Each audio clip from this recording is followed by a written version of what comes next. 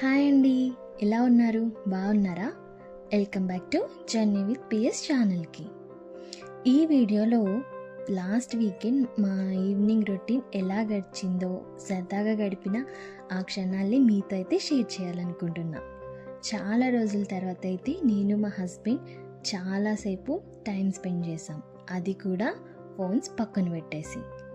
Evening టైంలో వర్షం పడుతుండగా pakodi and చాయ్ని enjoy చేస్తూ చెస్ గేమ్ ఆడుకుంటూ మా టైంని అయితే మంచిగా స్పెండ్ చేసాము. ఇంకా రెసిపీ విషయానికి వస్తే పకోడీ చేసే స్టైల్లో ఒక్కొక్కరిది ఒక్కొక్కటి. నేనైతే బియ్యం పిండి వేసి చేస్తాను. అలా చేస్తే పకోడీ చాలా క్రిస్పీగా వస్తుంది, మాకు అలానే ఇష్టం. నేను ఒక స్టోరీ చెప్పాలనుకుంటున్నా. మీరు ఈ వీడియోలో రెసిపీ అండ్ మా చెస్ గేమ్ చూస్తా స్టోరీ వినేయండి. అనగనగా పూర్వం ఒక రాజు ఉండేవాడు. ఒకరోజు ఆ రాజు యుద్ధం గెలిచి తన రాజ్యానికి చాలా హ్యాపీగా తిరిగి వస్తాడు. అయినా ఆ రాజుకి కొంచెం వెళుతుంది, ఎందుకంటే ఆ రాజుకి యుద్ధంలో తన ఎడమ చేతికి ఉన్న చిటికెన వేలు పోతుంది. ఆ విషయాన్ని రాజు మంత్రితో చెప్పి దురదృష్టవశాత్తు ఇలా జరిగింది అని బాధపడతాడు. అప్పుడు మంత్రి, ఏది జరిగినా మన మంచికే జరిగింది, మన అదృష్టవశాత్తు జరిగిందనే భావించండి మహారాజా అని సమాధానమిస్తాడు. ఆ మాట విన్న రాజుకి చాలా కోపం వస్తుంది. ఎలా అయినా మంత్రికి బుద్ధి చెప్పాలని అనుకుంటారు. వెంటనే తన భటులను పిలిపించి అడవిలో తాను చెప్పిన చోట 20 అడుగుల లోతున్న ఒక గుంటని తవ్వమని చెప్తాడు. రాజు ఆదేశానుసారం భటులు గుంటను తవ్వి రాజుకి చెప్తారు. ఆ మరుసటి రోజు మంత్రిని మాత్రమే తీసుకొని రాజు అడవికి వేట కోసమని చెప్పి వెళ్తారు.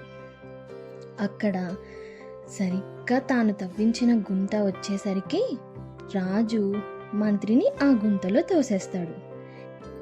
మంత్రి జరిగింది తెలుసుకొని తేరుకునే లోపే రాజు మంత్రితో ఇలా అంటాడు, ఏది జరిగినా మన మంచికే, మన అదృష్టవశాత్తు జరిగిందని అనుకో అని చెప్పావు కదా, ఇప్పుడు నువ్వు గుంతలో పడిపోవడం కూడా నీ మంచికే అనుకో అని చెప్పి అక్కడి నుంచి వెళ్ళిపోతాడు.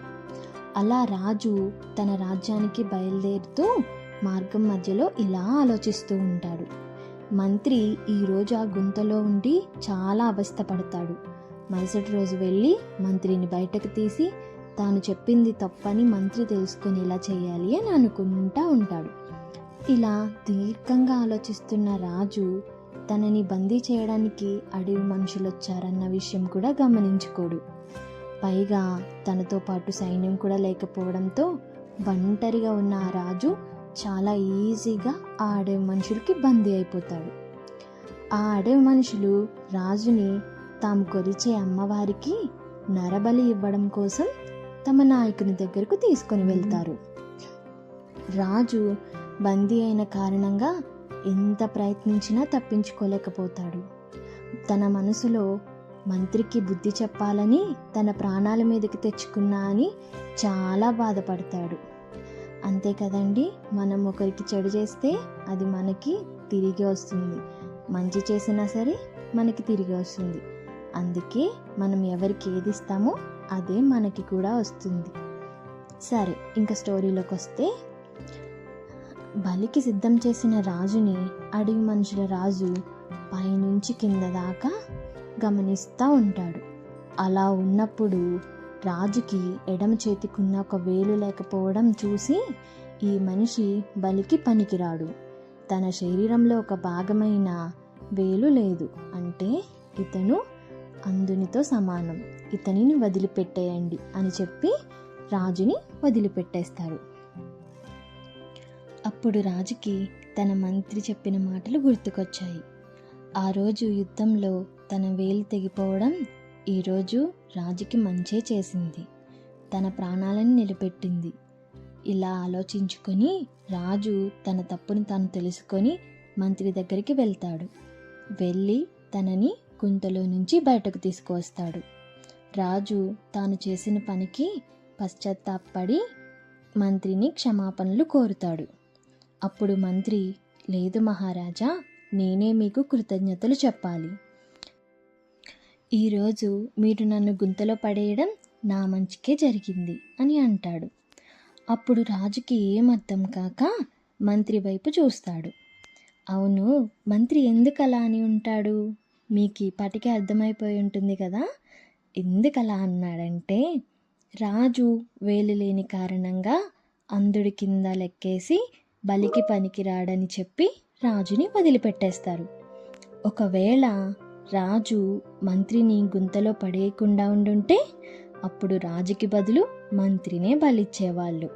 అంటే రాజు మంత్రిని గుంతలో పడేయడం మంత్రికి మంచే జరిగింది. అది మంత్రికి మంచి విషయమే అయ్యింది. అందుకని మంత్రి రాజుతో అలా అన్నాడు. అందుకే మన లైఫ్లో ఎప్పుడు ఏం జరిగినా సరే దరిద్రం, దురదృష్టం అన్న మాటలు మాట్లాడకూడదు. ఏం జరిగినా మన మంచికే జరిగింది అనుకుంటా ముందుకు సాగిపోవాలి.